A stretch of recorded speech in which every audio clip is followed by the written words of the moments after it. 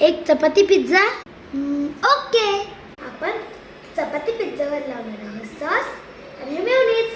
आपण लावून घेतले आणि जर आपण टाकू चीज. आपण या चीजला मस्तपणे घासून घेऊया. वाव किती सुंदर दिसतंय. तर मस्तपणे चीज घिसून घेतलंय. आता आपण याच्यावर टाकणार 4-5 पनीरचे पीसेस. याच्यावर थोडंसं तेल टाकून पनीरला टाकणार त्याचे पीसेस करून 4 ते 5 मिनिटं ह्याला भाजायचं. जोपर्यंत त्याला ब्राऊन कलर येत नाही आणि करायचं आणि नंतर त्याला 2-3 मिनिटं त्याच्यावरती भाजत राहायचं. बंद करून कलर आलाय. आता आपण यांना पिझ्झावर टाकू. जर तुमच्याकडे पनीर नसलं तर तुम्ही टाकले नाही तरी चालेल. ह्याला मस्तपणे डेकोरेट करून घेऊया आणि जेव्हा डेकोरेट होऊन जाईल आम्ही तेव्हा भेटतो. ऑरेगानो टाकूया. तुमच्याकडे नसला तरी तुम्ही टाकू शकता. करून घ्या.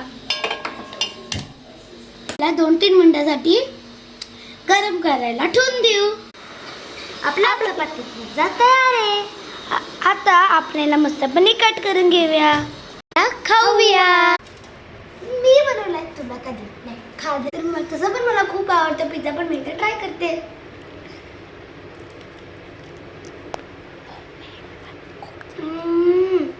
म्हणजे किती क्रिस्पी आहे आणि आहे होममेड. तर तुम्ही याला घरी बनवू शकतात. तुम्हाला जर व्हिडिओ पसंत आला तर लाईक करा, शेअर करा, सबस्क्राईब करा. Bye bye.